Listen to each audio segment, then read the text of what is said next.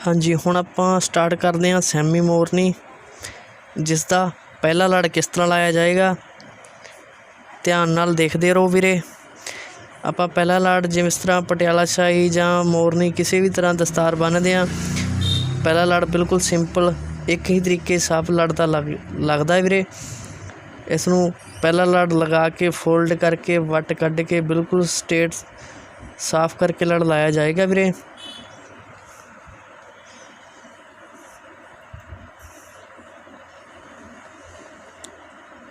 पेच दे विचों वट कढ़ लांगे, अख नूं ढकदे होए लड़ लगेगा। और इस तरीके नाल दूसरा लड़ हुण लावांगे वीरे। दूसरा लड़ लाउण वेले इसनूं बिल्कुल टॉप दे उपर लैके जावांगे। जिस तरह आपां पहला लड़ लाया सीगा उस नूं टच करदा होया विचकालों फोल्ड करके ते दो लड़ बनाए जाणगे वीरे। इहदे तुसीं देख सकदे हो आसान दे तरीके नाल इस दे दो लड़ बनाए जाणगे, जिस नूं तुसीं आराम नाल देख के सीख सकदे हो।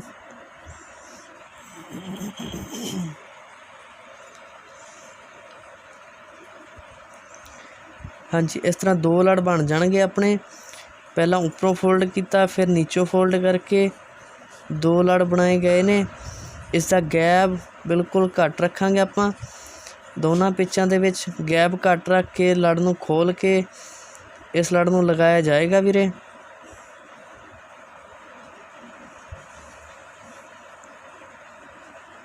पेचां दी खिच बिल्कुल बराबर रखनी है सारिਆਂ दी, किसी दी वध घट नहीं करनी।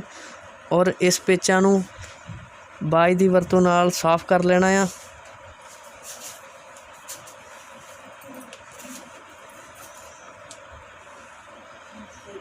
इन्हां दा गैप बाज नाल सैट कर लेना है वीरे।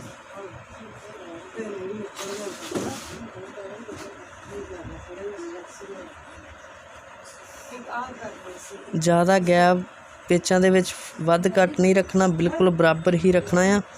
और मोटाई भी बराबर रखनी है, वध घट ना होवे। इस तो बाद हुण अगला लड़ लावांगे एक ही तरीके जिस तरह आपां पहला लाया सीगा उस तरीके नाल ही विचकालों फोल्ड करके फिर नीचों फोल्ड करके दो लड़ बनाए जाणगे इस दे।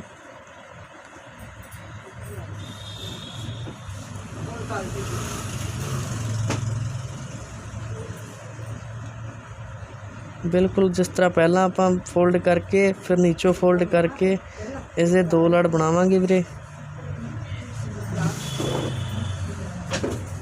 दस्तार सजाउण वेले जल्दबाजी नहीं करनी। अगर आपां नूं लगदा आ पहली वारी नहीं सही लग्गिआ लड़ तां असीं दूसरी वारी भी सजा सकदे हां, उसनूं खोल के दूसरी भी ला सकदे हां लड़ वीरे। दस्तार सजाउण वेले बिल्कुल जल्दबाजी ना करिया करो, बिल्कुल आराम नाल बन्निया करो वीरे। और उसकी जिहड़ी नुक्कर है बिल्कुल बराबर रखिया करो। जिस तरह साडा लड़ पहली बारी सैट नहीं आया उसनूं असीं दूसरी भी सैट करके दिखावांगे तुहानूं।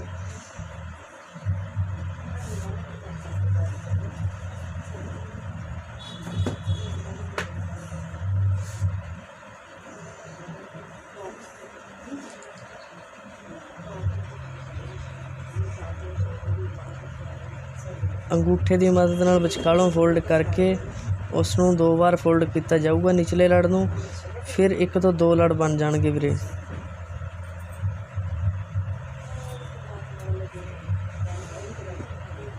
पहला विचकालों फोल्ड करके फिर नीचों कपड़े नूं दो बारी फोल्ड करके पहला उपरला पेज फिर निचला पेज दोनों बराबर कपड़ा मोटाई होनी चाहिए है वीरे।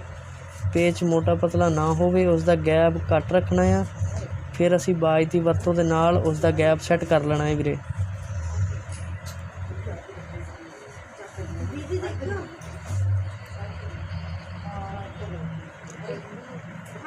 पेचां दी खिच वध घट ना रखिया करो, उसनूं बिल्कुल बराबर एक ही खिच दे विच पेच बनाया करो, लगाया करो, ताकि कितों जे आपां खिच वध कर दिंदे आ तां पग दब जांदी आ।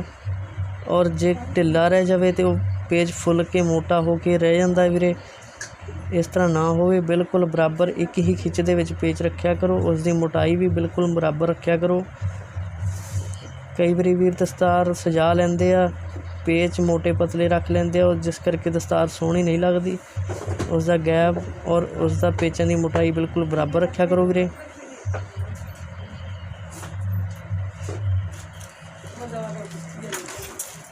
दस्तार की जो नुक्कर बनाने उसकी बिल्कुल एक ही जगह तो पेच बनने चाहिए ने, और नुक्कर का कपड़ा उपरली साइड तो भी फोल्ड करते रहा करो ताकि लास्ट रड़ लगाइए जिस तरह कलगी वाला, और उपरों पग अंदर नूं दबे ना। बिल्कुल सही नुक्कर स्ट्रेट रहनी चाहिए है वीरे। हुण असीं अगला लड़ लावांगे, जिस तरह पहला लड़ लाया सीगा उस तरीके नाल ही हुण अगला लड़ लावांगे। असीं पहलां पूणी नूं खोल के बिल्कुल आराम नाल जो भी कपड़ा पूणी दा हुंदा आ उपरली साइड मोटा कपड़ा रखा करो ताकि उपरली साइड तो पग बाहर नूं जावे और नीचों पग सही रवे।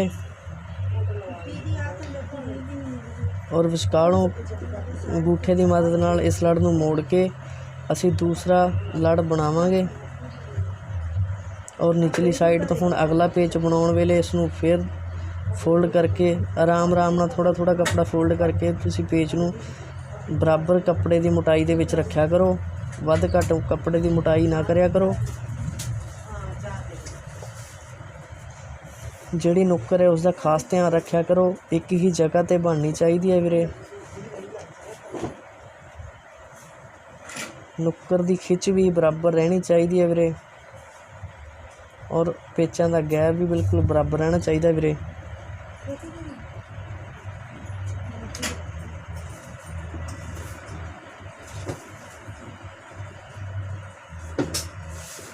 पेचों का गैप पहला घट रखांगे ताकि बाज की मदद नाल उसनूं सैट किया जाए और साफ किया जाए।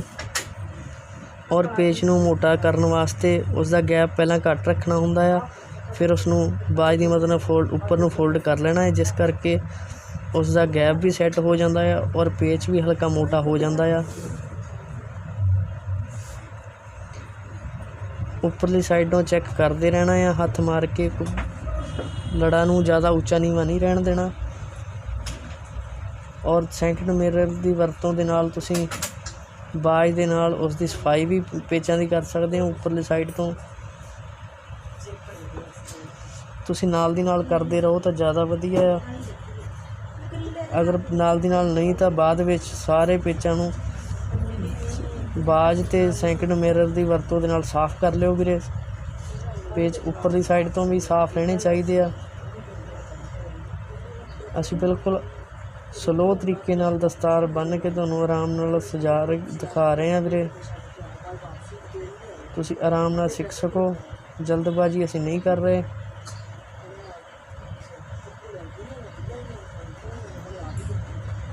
पेचों का गैप और नुक्कर नूं बिल्कुल खास ध्यान विच रखा करो वीरे। उसका गैप और मोटाई पेचों की एक बराबर रहनी चाहिए है वीरे।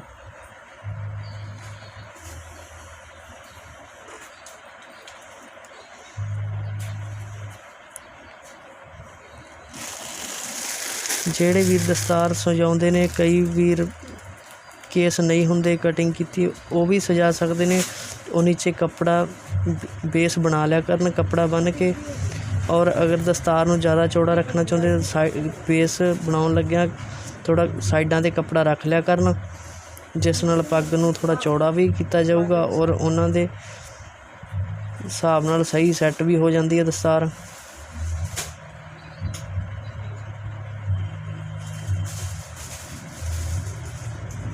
पूणी नूं लड़ लाउण वेले चंगी तरह साफ ते खोल लिया करो पूरा, ताकि एक तो दो लड़ बनाउण वेले बिल्कुल आराम नाल बन जाण। क्योंकि सानूं निचला पेच भी मोटा करना हुंदा है, जिस करके उसनूं फोल्ड करके पेच नूं बराबर रखना हुंदा, जिस करके निचली साइड कपड़ा होना बहुत जरूरी हुंदा वीरे। पेच मोटा पतला ना होण दिया करो, एक बराबर खिच दे विच दस्तार सजाया करो। और उपरली साइड तो फोल्ड करना बहुत ज़रूरी हुंदा है, क्योंकि पग उपरली साइड तो बिल्कुल स्ट्रेट रहनी चाहिए, ना कि उपरों अंदर नूं दबनी नहीं चाहिए।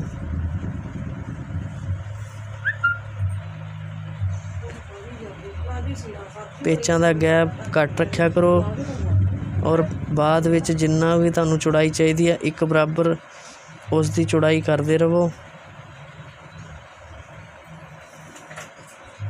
ਨੁੱਕਰ ਦਾ ਖਾਸ ਧਿਆਨ ਰੱਖਿਆ ਕਰੋ, ਉਸ ਦੀ ਖਿੱਚ ਇੱਕ ਬਰਾਬਰ ਰਵੇ ਔਰ ਨੁੱਕਰ ਦੇ ਪੇਚ ਇੱਕ ਜਗ੍ਹਾ ਤੋਂ ਹੀ ਨਿਕਲਦੇ ਨਜ਼ਰ ਆਉਣੇ ਚਾਹੀਦੇ ਆ ਔਰ ਨੁੱਕਰ ਉੱਪਰ ਨੀਚੇ ਜ਼ਿਆਦਾ ਨਹੀਂ ਜਾਣੀ ਚਾਹੀਦੀ।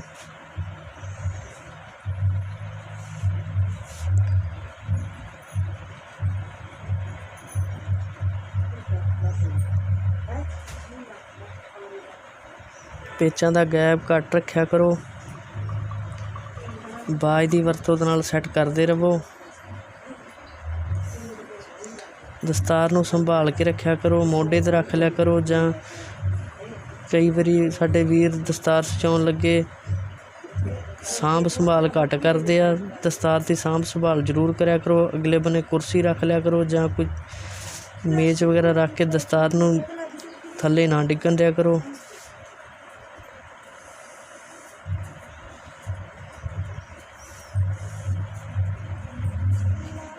ਨੁੱਕਰ ਦਾ ਖਾਸ ਧਿਆਨ ਰੱਖਿਆ ਕਰੋ। ਇੱਕ ਹੀ ਜਗ੍ਹਾ 'ਤੇ ਬਣਨੀ ਚਾਹੀਦੀ ਹੈ ਔਰ ਇੱਕ ਹੀ ਜਗ੍ਹਾ ਤੋਂ ਪੇਚ ਨਿਕਲਦੇ ਨਜ਼ਰ ਆਉਣੇ ਚਾਹੀਦੇ ਆ ਔਰ ਕੋਈ ਗਲਤੀ ਜਾਂ ਕੋਈ ਕਮੀ ਰਹਿੰਦੀ ਆ ਅਤੇ ਉਸ ਨੂੰ ਬਾਜ ਨਾਲ ਸੈੱਟ ਕਰਦੇ ਰਹੋ।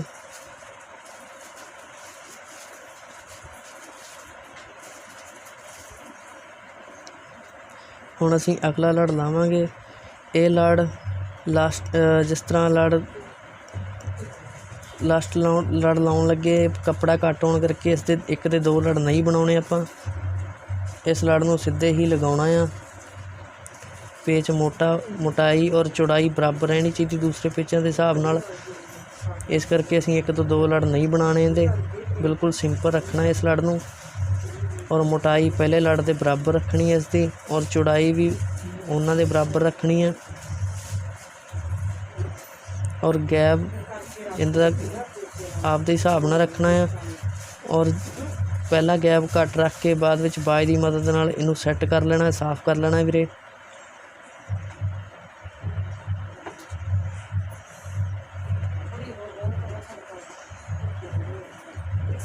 ਪੇਚਾਂ ਦੀ ਸਫਾਈ ਔਰ ਗੈਪ ਇੱਕ ਬਰਾਬਰ ਹੀ ਰੱਖਿਆ ਕਰੋ।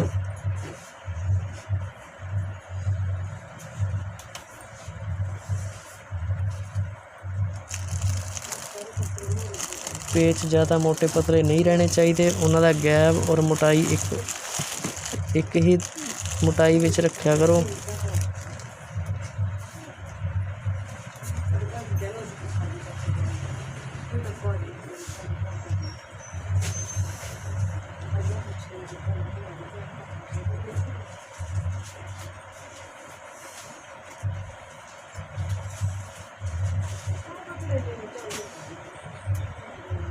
ਪੇਚਾਂ ਨੂੰ ਉੱਪਰੋਂ ਵੀ ਸਫਾਈ ਕਰ ਲੈਣੀ ਹੈ। ਸੈਕਿੰਡ ਮਿਰਰ ਦੀ ਵਰਤੋਂ ਦੇ ਨਾਲ ਜ਼ਿਆਦਾ ਬੈਟਰ ਰਹਿੰਦਾ ਹੈ, ਆਸਾਨੀ ਨਾਲ ਸਾਫ਼ ਹੋ ਜਾਂਦੇ ਉੱਪਰਲੇ ਪੇਚ।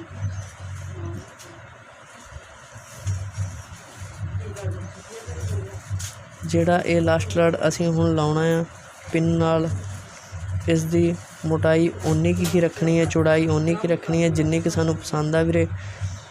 ਕਈ ਵੀਰ ਇਸ ਨੂੰ ਵੱਧ ਘੱਟ ਵੀ ਰੱਖਦੇ ਨੇ, ਕਈਆਂ ਨੂੰ ਜ਼ਿਆਦਾ ਚੌੜਾ ਲੜ ਪਸੰਦ ਹੁੰਦਾ ਹੈ, ਉਹ ਚੌੜਾ ਕਰਕੇ ਰੱਖਦੇ ਆ, ਕੋਈ ਬਰੀਕ ਵੀ ਲਗਾਉਂਦੇ ਆ ਇਹਨੂੰ।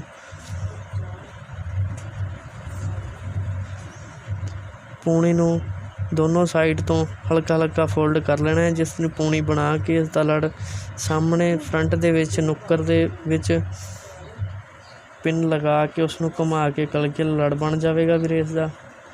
ਇਸ ਨੂੰ ਸਿੱਧਾ ਵੀ ਲੱਗ ਜਾਂਦਾ ਹੈ, ਕਈ ਵੀਰ ਸਿੱਧਾ ਵੀ ਲਾਉਂਦੇ ਨੇ ਔਰ ਕਈ ਵੀਰ ਪਿੰਨ ਲਾ ਕੇ ਘੁਮਾ ਕੇ ਕਲਗੀ ਵਾਲਾ ਲੜ ਲਾਉਣਾ ਪਸੰਦ ਕਰਦੇ ਆ। ਅਸੀਂ ਹੁਣ ਤੁਹਾਨੂੰ ਕਲਗੀ ਵਾਲਾ ਲੜ ਲਾ ਕੇ ਘੁਮਾ ਕੇ ਦਿਖਾਵਾਂਗੇ ਵੀਰੇ।